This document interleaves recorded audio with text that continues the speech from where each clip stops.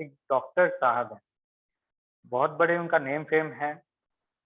उनका नाम है डॉक्टर शशि रंजन गोस्वामी जी फ्रॉम कुदरा रोहतक, बिहार से।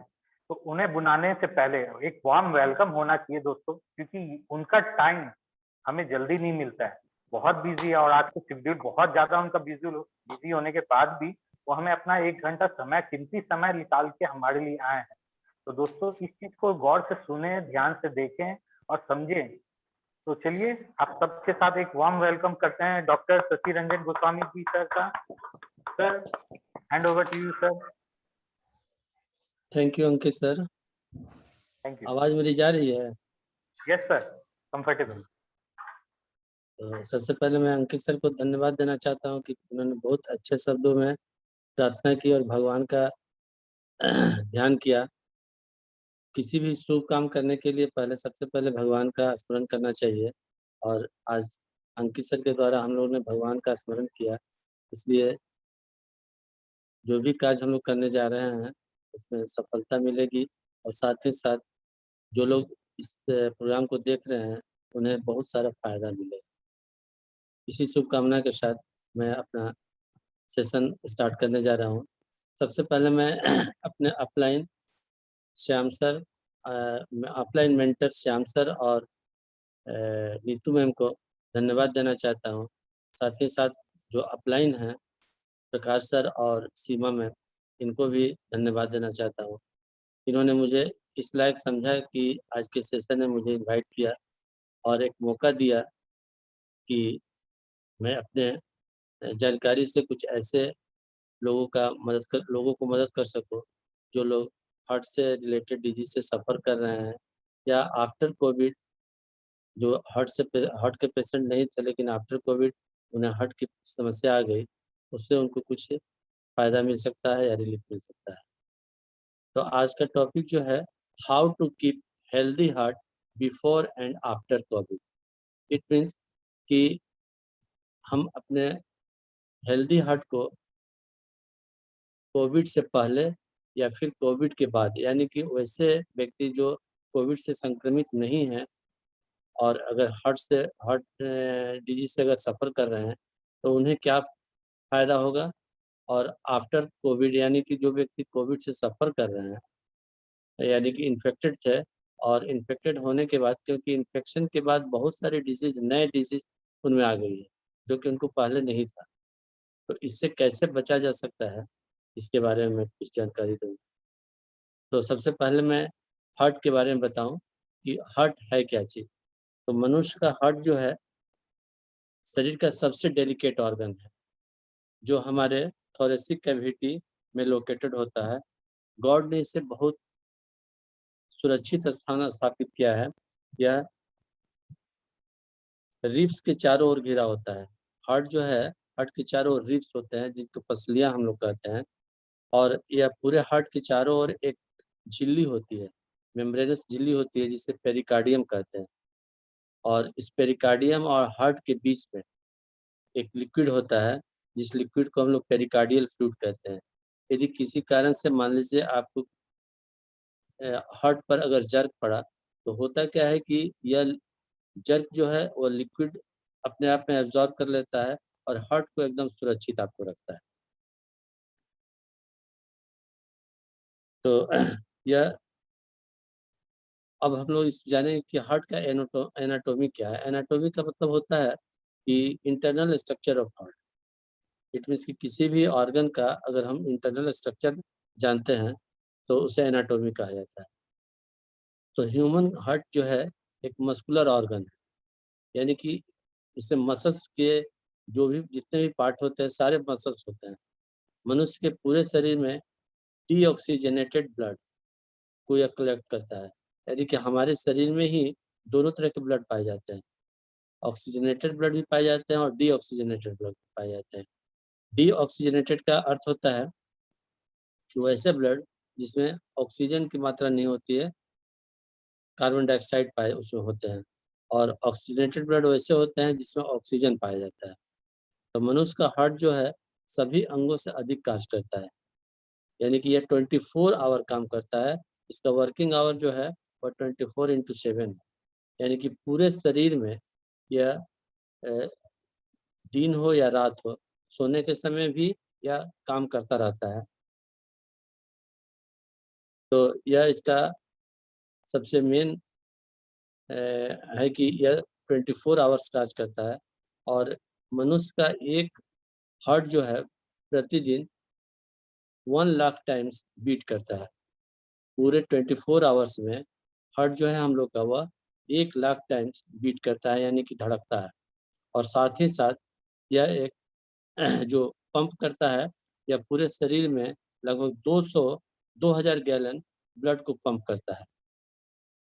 हार्ट जब पंप करता है तो इस ब्लड को पूरे शरीर में पहुंचाने के लिए नेटवर्क ऑफ आर्टरीज और वेन्स पाए जाते हैं और इसी को हम लोग कार्डियक वस्कुलर सिस्टम कहते हैं। यह ब्लड को शरीर के सभी अंगों तक, यानी कि ऑर्गन तक, ऑर्गन से टिश्यू तक और टिश्यू से सेल तक पहुंचाता है और ब्लड अपने साथ ऑक्सीजन एवं न्यूट्रिशन के को प्रत्येक सेल तक पहुंचाता है तथा प्रत्येक सेल से, जितने भी हम लोग के शरीर में सेल्स होते हैं, उन सेल से जो कार्बन डाइऑक्साइड होता है और वेस्ट प्रोडक्ट होता है उसको बाहर निकलता है।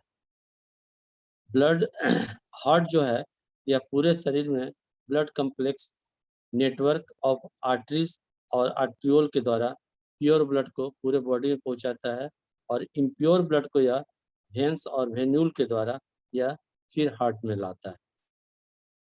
ह्यूमन हार्ट जो होता है वह 4 चेम्बर का होता है, यानी कि इसमें 2 ऑरिकल होते हैं और 2 वेंट्रिकल। नीचे वाला जो 2 होता है उसको वेंट्रिकल कहा जाता है और ऊपर वाले जो 2 पार्ट होते हैं उसको ऑरिकल कहा जाता है। जब हार्ट पंप करता है तो ऑरिकल के द्वारा वेंट्रिकल से पंप करके वो ब्लड को वेंट्रिकल में भेजता है और वेंट्रिकल से जितने भी आर्टरीज होते हैं उनके द्वारा सारे बॉडी में यह चला जाता है। हार्ट जो है, हार्ट पूरे बॉडी को प्योर ब्लड सप्लाई करता है, लेकिन हार्ट को भी प्योर ब्लड सप्लाई करने के लिए एक आर्टरी है जिसको हम लोग पल्मोनरी कोरोनरी आर्टरी कहते हैं, जो कोरोनरी आर्टरी हार्ट को ब्लड सप्लाई करता है, जिसके द्वारा हार्ट को कंटिन्यूअस ब्लड मिलता रहता है और जिससे उसमें स्ट्रेंथ बना रहता है। और अगर किसी भी कारण से यह प्योर ब्लड जो है या हार्ट हमारा प्रॉपर फंक्शन नहीं करता है तो इसे हम हार्ट डिजीज कहते हैं। हार्ट डिजीज जो है कितने तरह के होते हैं इसके बारे में हम पहले जानें। तो हार्ट डिजीज जो है यह मेनली 4 तरह के होते हैं। पहला है कोरोनरी आर्टरी डिजीज, यानी कि जो कोरोनरी आर्टरी के द्वारा डिजीज होते हैं, जो हार्ट का प्रॉब्लम होता है, तो इसमें क्या होता है, इसमें जो है कोरोनरी आर्टरी में कोलेस्ट्रॉल का डिपोजिशन हो जाता है। यानी कि जो कोरोनरी आर्टरी होते हैं उसमें कोलेस्ट्रॉल जो है, और कोलेस्ट्रॉल या जानते हैं कि क्या होता है, या ऑयल वगैरह में या बहुत सारी चीज़ों में, मेनली ये ऑयल में पाया जाता है, जो एक लेयर के रूप में आर्टरी में जमा हो जाता है, जिससे आर्टरी का डायमीटर जो है वो कम हो जाता है और जब ब्लड का फ्लो जो है उसमें जब जाता है तो उससे प्रेशर बढ़ता है और जिससे कि एक डिजीज और हो जाता है जिसको हम लोग ब्लड प्रेशर कहते हैं। दूसरा है हार्ट अटैक, यानी कि किसी भी कारण से सडन जो है हार्ट का फंक्शन रुक जाता है, उसे हार्ट अटैक कहते हैं। तीसरा है हार्ट फेलियर, यानी कि आपका हार्ट जो है वह प्रॉपर फंक्शन नहीं करता है, यानी कि कभी-कभी क्या होता है कि हार्ट के इजेक्शन फ्रैक्शन, यानी कि उसकी बीटिंग जो होती है कभी कम हो जाती है या कभी अधिक हो जाती है। तो उस कंडीशन में भी जो हार्ट की स्थिति होती है, उससे व्यक्ति जो है हार्ट का फेलियर हो जाता है और व्यक्ति मर भी सकता है। तीसरा है इम्प्रॉपर हार्ट बीटिंग, यानी कि कभी-कभी क्या होता है कि जबकि प्रत्येक मनुष्य में हार्ट की बीटिंग जो होती है वह 1 मिनट में मिनिमम 72 टाइम्स होती है। यानी इसका एवरेज बीटिंग जो है वह 60 टू 100 टाइम्स अगर होता है तो ये नॉर्मल है, और इससे अगर कम हो रहा है या इससे अधिक हो रहा है तो यह इसमें एब्नॉर्मलिटी आती है और इस कारण से क्या होता है कि हार्ट की डिजीज़ हो सकते हैं और हार्ट की परेशानियाँ हो सकती हैं। अब नेक्स्ट हम लोग देखेंगे कि कॉज ऑफ हार्ट डिजीज, यानी कि हार्ट डिजीज के कारण क्या है, क्यों हार्ट डिजीज होता है। तो सबसे पहला कारण है हाई ब्लड प्रेशर। तो हम लोग में जो है, आप कभी अपना ब्लड प्रेशर नापाए होंगे तो उसमें दो प्रेशर आता है, एक डायस्टोलिक प्रेशर, एक सिस्टोलिक प्रेशर। यानी कि जब हम बीपी को काउंट करते हैं तो उसमें दो रीडिंग डॉक्टर लिखते हैं, एक ऊपर की रीडिंग लिखते हैं और एक नीचे की रीडिंग लिखते हैं। तो इसका जो है एवरेज रीडिंग जो होता है वह 90 प्लस एज बाई 80 होना चाहिए। यानी कि अगर जो व्यक्ति है वह 40 ईयर्स का है तो 40 ईयर्स में आप 90 प्लस कर दें, यानी कि 130/80 is normal blood pressure of the person. यानी कि यह जो है उस पर्सन का नॉर्मल ब्लड प्रेशर है, और इससे अगर अधिक होता है तो उसको हाई ब्लड प्रेशर में आता है। तो सबसे मेन कॉज है हार्ट डिजीज का हाई ब्लड प्रेशर। और यह high blood pressure due to, reason इसका क्या होता है कि जब आपके आर्टरी में कोलेस्ट्रॉल का डिपोजिशन हो जाता है और इसका डायमीटर कम हो जाता है तो इसमें प्रेशर बढ़ जाते हैं, जिसकी वजह से हाई ब्लड प्रेशर की बीमारी होती है। कुछ व्यक्ति ऐसे होते हैं जो काफ़ी स्मोकिंग करते हैं, तो वैसे व्यक्ति में भी हार्ट डिजीज होने की संभावना ज़्यादा होती है और होती भी है। इसको स्मोकिंग से क्या होता है कि हमारा जो है हार्ट लंग्स से भी रिलेटेड है, क्योंकि ब्लड का प्यूरिफिकेशन जो होता है वह लंग्स में ही होता है। जो ही हार्ट में जो ब्लड इम्प्योर ब्लड आता है वह पल्मोनरी वेन के द्वारा पल्मोनरी आर्टरी के द्वारा लंग्स में चला जाता है, और जब हम ऑक्सीजन इनहेल करते हैं एटमॉस्फेयर से तो वहाँ पर प्यूरिफिकेशन होके और फिर पल्मोनरी वेन के द्वारा प्योर ब्लड जो है हमारे हार्ट में चला जाता है। इसलिए जो व्यक्ति स्मोकिंग करते हैं तो उनका लंग्स जो है काफ़ी इन्फेक्टेड हो जाता है, जिसकी वजह से भी वह व्यक्ति हार्ट डिजीज से सफ़र करता है। नेक्स्ट नेक्स्ट है सफरिंग फ्रॉम डायबिटिक। वैसे व्यक्ति जो डायबिटिक से सफ़र करते हैं, यानी कि जो व्यक्ति डायबिटिक सफ़र करते हैं उनका हार्ट अटैक होना काफ़ी हद तक यह माना जाता है कि उनमें हार्ट का अटैक होगा। और वह भी हार्ट अटैक जो होता है साइलेंट होता है। साइलेंट मीन्स होता है कि जनरली हार्ट अटैक में क्या होता है कि एंजाइना का पेन होता है, हार्ट में हैवीनेस, चेस्ट में हैवीनेस रहता है, और हार्ट में जो लेफ्ट साइड में आपका हार्ट जो लोकेटेड होता है वहाँ पर पेन करता है। लेकिन अगर वो डायबिटिक पेशेंट है तो ये सब सिम्पटम उनमें नहीं दिखाई देते हैं। तो जो व्यक्ति अगर डायबिटिक्स से सफ़र कर रहे हैं और डायबिटीज़ को अपने कंट्रोल में नहीं रख रहे हैं, सबसे ज़रूरी है डायबिटिक को कंट्रोल में रखना। क्योंकि डायबिटीज़ का नॉर्मल रेंज जो होता है वह पीपी, यानी कि अगर फास्टिंग में जो अगर उसका रेंज है वह 100 ml पर डीएल है तो वो नॉर्मल है। और अगर व्यक्ति जो खाना खाने के बाद आफ्टर मतलब कि मील, अगर मील के बाद वह व्यक्ति का अगर 140 तक डायबिटिक है में शुगर लेवल है ब्लड में तो वह भी नॉर्मल है। इससे अगर अधिक होता है तो वह व्यक्ति डायबिटिक हो जाता है, और अपने डायबिटीज़ को अगर कंट्रोल नहीं रखता है तो उससे हार्ट अटैक या हार्ट डिजीज होना काफ़ी लाज़मी है, यानी कि हो सकता है। तीसरा है इंक्रीज वेट, यानी कि वैसे व्यक्ति जो ओबेसिटी के शिकार होते हैं, यानी कि काफ़ी मोटापा होता है, और अगर वो मोटापा को अपने ध्यान नहीं देते हैं और उस पर नियंत्रण नहीं रखते हैं तो वह भी हार्ट डिजीज के से सफ़र कर सकते हैं। तीसरा है टेंशन, यानी कि आज का जो दौर है उस दौर में प्राय देखा जा रहा है कि लगभग 90% व्यक्ति जो है किसी न किसी तनाव में अपना जीवन व्यतीत कर रहा है। तो अगर व्यक्ति तनाव में रहता है तो तनाव में रहने के बाद उसके हार्मोन्स में, यानी कि उसके बॉडी से जो हार्मोन निकलते हैं और कुछ इमरजेंसी हार्मोन निकलते हैं जो किडनी होता है, किडनी के ऊपर एड्रिनल ग्लैंड पाए जाते हैं। उस ग्लैंड से जो हार्मोन निकलते हैं उस हार्मोन का एब्नॉर्मल सिक्रीशन हो जाता है, जिसकी वजह से व्यक्ति काफ़ी तनाव में रहता है, और तनाव में रहने के कारण वह व्यक्ति जो है हार्ट डिजीज से सफ़र कर सकता है। अब हम नेक्स्ट देखेंगे कि हार्ट डिजीज के सिम्पटम क्या हैं, यानी कि लक्षण क्या हैं। आप कैसे जानेंगे कि हम या हमारे अगल-बगल जो हमारे नियर एंड डियर हैं वो हार्ट डिजीज़ से सफ़र कर रहे हैं। तो सबसे पहला सिम्पटम है कि उनके हार्ट में बेचैनी होती है, यानी सीने में बेचैनी होती है, वह अनईज़ीनेस फ़ील करते हैं। दूसरा है जी मिचलाना, यानी कि उनकी वोमिटिंग टेंडेंसी होती है। साथ-साथ वो इंडाइजेशन का भी प्रॉब्लम होता है और रेगुलरली उनमें पेट में दर्द होता है, यानी कि स्टमक पेन होता है। तो ये जानेंगे कि इससे वह व्यक्ति में भी, तो ये 2 रीज़न होते हैं इसके। एक रीज़न है कि वो अगर गैस्ट्रिक्स का भी पेशेंट है, तो ये सिम्पटम उसमें दिखाई देते हैं। तो यह डॉक्टर ही उसको क्लेरिफ़ाई करता है कि यह जो कंडीशन है, वह हार्ट से रिलेटेड है या यह व्यक्ति की क्या कहते हैं गैस्ट्रिक से रिलेटेड। ये सब कॉम्प्लिकेशन जो है गैस्ट्रिक से रिलेटेड है। तीसरा है जो आर्म्स में पेन, जिसे हम एंजाइना कहते हैं। अगर हार्ट अटैक व्यक्ति को हो रहा है, तो उसके लेफ्ट आर्म में पेन होता है, यानी कि हार्ट से निकलता हुआ पेन जो है पूरे आर्म के ऊपर से लेकर नीचे फिंगर तक चला जाता है, तो इसे हम एंजाइना का पेन कहते हैं। और इस तरह का कॉम्प्लिकेशन हो रहा है, तो आप समझ सकते हैं कि वह व्यक्ति जो है हार्ट अटैक से सफ़र कर रहा है।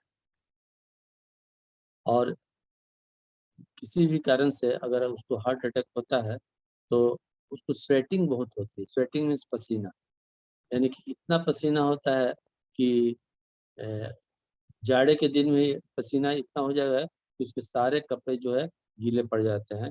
तो यह भी एक उसके सिम्पटम्स हैं। साँस लेने में दिक्कत होती है, यानी कि ब्रीथिंग प्रॉब्लम उसको हो जाता है सडनली। और सडनली ब्रीथिंग प्रॉब्लम होता है तो काफ़ी दिक्कत होती है, यानी कि उसकी साँसें उखड़ने लगती है और लगता है कि उसकी साँसें रुक जाएगी। तो ये सब। और इससे नेक्स्ट है, अगर आप किसी भी सीढ़ी वगैरह पे चाहे हाइट पे कहीं चढ़ रहे हैं, तो आपको चढ़ने में भी दिक्कत होगी या दिक्कत हो रही है, और साथ-साथ जो है साँस लेने में भी दिक्कत आती है। तो ये सब सारे जो हैं सिम्पटम जो हैं, ये हार्ट अटैक के सिम्पटम्स हैं, यानी हार्ट डिज़ीज़ के सिम्पटम्स हैं। अब हार्ट डिज़ीज़ के सिम्पटम्स को हम तो देख लेते हैं, अब देखते हैं कि इनका ट्रीटमेंट क्या है। तो हार्ट डिजीज़ का ट्रीटमेंट जो है, आप अगर किसी इस तरह की कोई भी माने क्लिनिकल समस्या आपको दिखाई देती है, तो आप अपने तुरंत नियरेस्ट डॉक्टर से संपर्क करके, और आप यह पहले क्लेरिफ़ाई हो कि यह हार्ट का ही प्रॉब्लम है या कोई अदर्स प्रॉब्लम। तो इसके ट्रीटमेंट के लिए प्रॉपर एक्सरसाइज़ भी अगर व्यक्ति करता है, तो हार्ट डिजीज़ से काफ़ी हद तक उसे छुटकारा मिल सकता है। दूसरा है मेडिटेशन, यानी कि जो मेडिटेशन करना, यानी ध्यान करना। ध्यान करना भी बहुत हद तक हार्ट डिजीज़ को कम करता है। तीसरा है कि अगर हार्ट डिजीज़ से सफ़र कर रहा है व्यक्ति, तो सबसे पहला उसका ट्रीटमेंट ट्रीटमेंट या टेस्ट कहिए, ईसीजी, इलेक्ट्रोकार्डियोग्राम। इलेक्ट्रोकार्डियोग्राम उसका कराने के बाद हार्ट की स्थिति पता चल जाती है, यानी कि हार्ट आपका प्रॉपर वे में काम कर रहा है या नहीं कर रहा है। अगर प्रॉपर वे में नहीं काम कर रहा है, तो आप क्या करें कि अपने कार्डियोलॉजिस्ट से आप संपर्क कर सकते हैं, और इसके बारे में जो भी ट्रीटमेंट वो देते हैं उसको आप ले सकते हैं। हार्ट अटैक के लिए कुछ ब्लड टेस्ट होते हैं, कुछ फिजिकल टेस्ट होते हैं जिसको टीएमटी कहते हैं। टीएमटी जो है आपके हार्ट के स्पीड को उस मापा जाता है। इको इको भी एक टेस्ट है हार्ट के लिए। हार्ट में जिसमें इजेक्शन फ्रैक्शन, यानी कि हार्ट की बीटिंग जो है वह कितनी कम है या अधिक है। नॉर्मली जो है हार्ट का हम लोग जो जो नॉर्मल आदमी है, यानी कि उसे कोई भी हार्ट की डिजीज़ नहीं है, और इजेक्शन फ्रैक्शन उसका 60% होना चाहिए। अगर इससे कम होता है, तो होता क्या है कि धीरे-धीरे कभी भी सडनली उसको हार्ट अटैक हो सकता है। और इसके हार्ट को इम्प्रूव करने के लिए या हार्ट की बीटिंग को इम्प्रूव करने के लिए एक अ, डिवाइस होता है, जिसे आप सभी लोग जानते होंगे, पेसमेकर। इस पेसमेकर को इंट्रोड्यूस किया जाता है उसके शरीर में, और वह लीड के द्वारा हार्ट के इजेक्शन फ्रैक्शन को कंट्रोल करता है।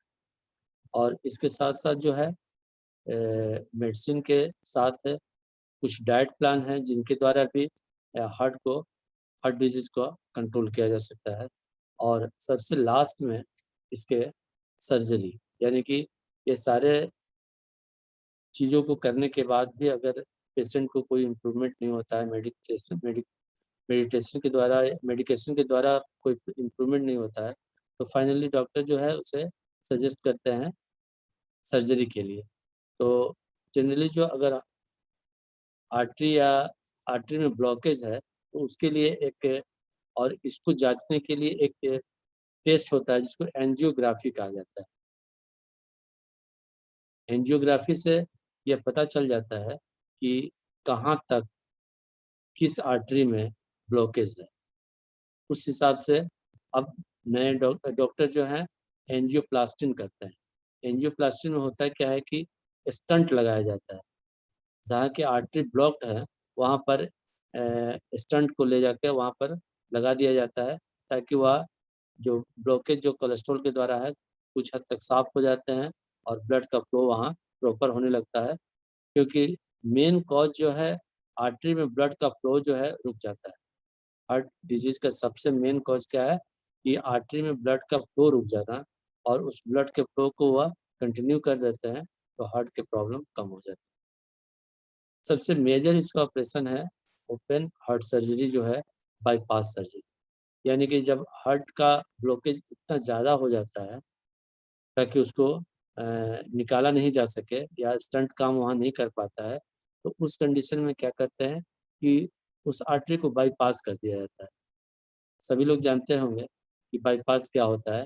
उस आर्टरी को जहाँ पर जितना ब्लॉकेज होता है, वहाँ को छोड़ के उसके ऊपर एक आर्टरी जोड़ दिया जाता है, जहाँ और उसको फिर एक नीचे आर्टरी, जहाँ ब्लॉकेज समाप्त हो जाता है और जहाँ से ब्लॉकेज क्लियर है, वहाँ एक आर्टरी जोड़ दिया जाता है। तो इस ऑपरेशन को अ, बाईपास सर्जरी कहा जाता है, और यह हार्ट का सबसे क्रिटिकल ऑपरेशन है, और काफ़ी लंबा समय इसमें लगता है, लगभग 12 से 14 घंटा इसमें समय लगता है। और इजेक्शन फ्रैक्शन को अगर किसी व्यक्ति का कम है, तो उसके लिए पेसमेकर लगाया जाता है। पेसमेकर में भी बहुत सारे पेसमेकर हैं, जो नॉर्मल पेसमेकर आते हैं, उसके बाद इस पे एडवांस पेसमेकर जिसको सीआरटी-डी भी कहा जाता है, तो वो लीड के हिसाब से उसको, अगर एक लीड वाला है, तो अगर इंजेक्शन फ्रैक्शन बहुत नॉर्मली कम है, तो उसमें एक लीड वाले लोग पेसमेकर लगाते हैं, और अगर उससे ज़्यादा है, तो 2 लीड वाले पेसमेकर लगा देते हैं। यानी कि, और अगर उससे भी ज़्यादा है, तो सीआरटी-डी एक डिवाइस आता है, उसमें 3 लीड होते हैं। यानी कि तीनों जो हमारे आर्टरी हार्ट से निकलते हैं, तीनों आर्टरी में उस लीड को लगा दिया जाता है, ताकि वह अ, उसके इजेक्शन फ्रैक्शन को कंट्रोल में रखता है। तो ये सारे ट्रीटमेंट हैं, इन ट्रीटमेंट को लेके व्यक्ति जो है हार्ट डिजीज़ से बच सकता है, और उससे आराम पा सकता है। साथ-साथ हम डाइट के द्वारा भी हार्ट डिजीज़ को कंट्रोल भी कर सकते हैं और ठीक भी कर सकते हैं। जैसे ऑयल, हम वैसे ऑयल लेते हैं जिसमें ओमेगा 3 फैटी एसिड होते हैं, जो लो कोलेस्ट्रॉल होते हैं। वैसे वेजिटेबल और फ्रूट्स लेते हैं, यानी कि ग्रीन वेजिटेबल और फ्रूट्स का सेवन अगर हार्ट डिजीज़ वाले पेशेंट करते हैं, तो हार्ट डिजीज़ से काफ़ी हद तक अ, उनको आराम मिल सकता है। और अपने डाइट में वो हार्ट डिजीज़ वाले फाइबर का उपयोग ज़रूर करना चाहिए उन्हें। यानी कि वैसे अनाज लें जो साबुत हो, उसमें छिलका युक्त हो, छिलका युक्त फल या सब्जियाँ भी हो, तो उसमें फाइबर की मात्रा अधिक होती है, और फाइबर की मात्रा अधिक होने से उनके जो हार्ट डिजीज़ है, उसमें काफ़ी हद तक उनका नियंत्रण होता है, और उससे बचा भी जा सकता है। इनके अलावे हमारे पास वर्ल्ड की नंबर 1 कंपनी जो अ, न्यूट्रीलाइट है, इसके कुछ सप्लीमेंट हैं जो वर्ल्ड के नंबर 1 सप्लीमेंट है। सप्लीमेंट का अर्थ होता है जो हम डाइट्स के द्वारा अपने चीज़ को, अपने न्यूट्रिशन को नहीं प्राप्त कर सकते हैं, तो यह सप्लीमेंट जो है आपको उसको फुलफिल करता है, और उसके द्वारा जो है आप इस डिजीज़ से काफ़ी हद तक, यानी कि जो कोविड से इन्फेक्टेड नहीं हैं और जो नॉर्मल हैं, और लेकिन हार्ट डिजीज़ से सफ़र कर रहे हैं, तो वो भी न्यूट्रिशनल न्यूट्रालाइट के न्यूट्रिशन ले सकते हैं और उनके सप्लीमेंट को हम थोड़ा-सा कंपेयर करके आपको आज बताएँगे कि कौन-कौन से सप्लीमेंट बिफ़ोर कोविड पेशेंट को लेना चाहिए और आफ्टर कोविड यानी कि वैसे पेशेंट जो कोविड के दौरान हार्ट डिजीज़ से सफ़र कर रहे हों।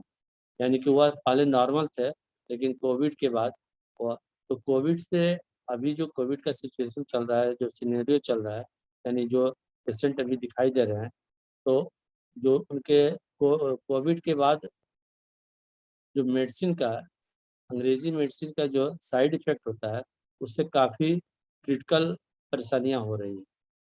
जो पेशेंट जो है कोविड से रिकवर कर जा रहे हैं, उन्हें काफ़ी अलग-अलग उनके साइड इफ़ेक्ट्स है, जैसे diabetic a, heart disease a lever माने लीवर डिज़ीज़ जो है, साथ में अभी जो ब्लैक फंगस यानी कि एक म्यूकर जो है, म्यूकर फंगस का नाम म्यूकर होता है, उसके द्वारा अभी जो कॉम्प्लिकेशन आ रहे हैं, तो उनको हम जो कोविड से रिकवर्ड पेशेंट को हम कुछ अलग से सप्लीमेंट देंगे ताकि वो अपनी इम्यूनिटी को भी बूस्ट अप कर सकें।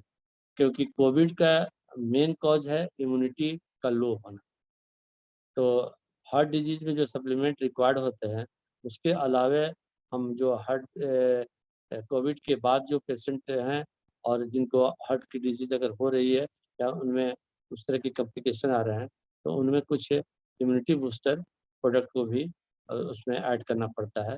तो सबसे पहला है जो सप्लीमेंट हम लोग रिक्वायर्ड है, वो प्रोटीन पाउडर। क्योंकि न्यूट्राइट का जो प्रोटीन पाउडर है, वो काफ़ी डाइजेस्टेबल है, यानी कि उसकी अधिक से यह ऑल प्लांट प्रोटीन है, यानी कि इसमें कहीं भी कोई भी केमिकल नहीं है और यह अ, बॉडी के जितने भी सेल्स होते हैं, उन डैमेज सेल को वह रिपेयर करता है। दूसरा है डेली। डेली जो है एक हमारा न्यूट्रालाइट का मल्टीविटामिन है, जिसमें 13 विटामिन्स और 11 मिनरल्स है। तो ये सारे चीज़ जो है मिनरल्स और विटामिन्स की डिफिशियंसी की वजह से होते हैं। तीसरा है साल्मन ओमेगा।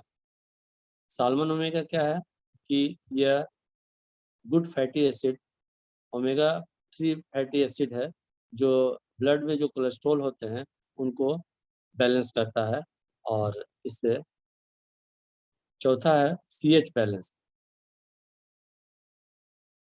और पाँचवाँ है कोएंजाइम और छठा है गार्लिक हार्ट केयर और सातवां है अ, फाइबर। यानी कि अगर एक कोई पेशेंट है और नॉर्मली वह हार्ट डिजीज़ से केवल सफ़र कर रहा है या आप अगर वो हार्ट डिजीज़ से सफ़र भी नहीं कर रहा है और नॉर्मल पेशेंट है, अगर आप इन न्यूट्रालाइट प्रोडक्ट को ले रहे हैं, तो आप हार्ट डिजीज़ से आगे के जो हार्ट डिजीज़ होने वाले हैं, उनसे आप बचाव कर सकते हैं। और आफ्टर कोविड वैसे पेशेंट जो कोविड की वजह से जिन्हें हार्ट की प्रॉब्लम हुई है, तो ये सारे जो है 7 प्रोडक्ट हैं, इनके अलावे उन्हें विटामिन सी चेरी, साथ में तुलसी और वसाका का प्रयोग करना चाहिए ताकि वो अपनी इम्यूनिटी को भी बूस्ट करें और ये सारे जो न्यूट्रिशनल प्रोडक्ट हैं, इनको लेके अपने हार्ट को भी स्ट्रेंथ करें ताकि वो हार्ट डिजीज़ से बच सकें। मैं एक अपना पर्सनल एक्सपीरियंस शेयर करना चाहता हूँ कि मैं और मेरी पत्नी दोनों व्यक्ति अप्रैल में कोविड से इन्फेक्टेड हो गए थे और गॉड की ब्लेसिंग है, हमारे नियर और डियर की ब्लेसिंग है और सबसे ज़्यादा हमारे एमए टीम के ग्रुप की ब्लेसिंग है, जो आज मैं और मेरा परिवार आप लोग के साथ है। क्योंकि काफ़ी क्रिटिकल कंडीशन हम लोग के हो गए थे, तो हम लोग शुरू से ही सारे प्रोडक्ट को ले रहे थे और यहाँ तक कि इस प्रोडक्ट को लेने के साथ-साथ जो ये अंग्रेजी मेडिसिन है, उसको भी हम लोगों ने लिया। अंग्रेजी के साथ-साथ हम लोग होम्योपैथ मेडिसिन भी को भी इंट्रोड्यूस किया अपने ट्रीटमेंट में। और लेकिन सबसे ज़्यादा जो है हम लोग को रिकवरी में मदद किया यह सप्लीमेंट। अगर यह सप्लीमेंट हम लोग शुरू से नहीं लिए रहते, तो आज इतना जल्दी हम लोग रिकवर नहीं होते, क्योंकि ऑक्सीजन लेवल भी हम लोग का काफ़ी नीचे चला गया था, 88 तक चला गया था, लेकिन फिर भी हम लोग को हॉस्पिटलाइज़ नहीं होना पड़ा। इससे सप्लीमेंट के द्वारा ही हम लोग इसको अपने आप को रिकवर कर पाए। तो यह सप्लीमेंट जो है, यह इतना इफ़ेक्टिव है कि अगर इसको कोई भी पर्सन लेता है, तो वह अपने हार्ट को या किसी भी डिजीज़ को, हार्ट तो एक स्पेशली आज का टॉपिक था, लेकिन किसी भी डिजीज़ से वह सबसे पहले तो अपने को प्रिवेंट कर लेता है। और ऐसा तो कहा जाता है कि prevention is better than cure, यानी कि जब आप किसी भी को प्रिवेंट कर लेते हैं, तो आपको बीमारी आएगी ही नहीं और क्योर होने की कोई आवश्यकता भी नहीं है। तो thank you very much for watching and listening me. अगर किसी को कोई क्वेरी हो तो संपर्क कर सकते हैं। Thank you again. Thank you Shashi sir. Thank you doctor Shashi ji. आपने बहुत सारी थैंक यू। जानकारी दी है आज हर डिजीज के ऊपर। आशा है लोगों को चीजें क्लियर भी हो गई होगी। और अगर किसी के कोई क्वेश्चन है या कुछ भी अगर आप पूछना चाहते हैं, तो मैं अभी एक एक जन को कॉल करूंगा। आज अपना वो एक्सपीरियंस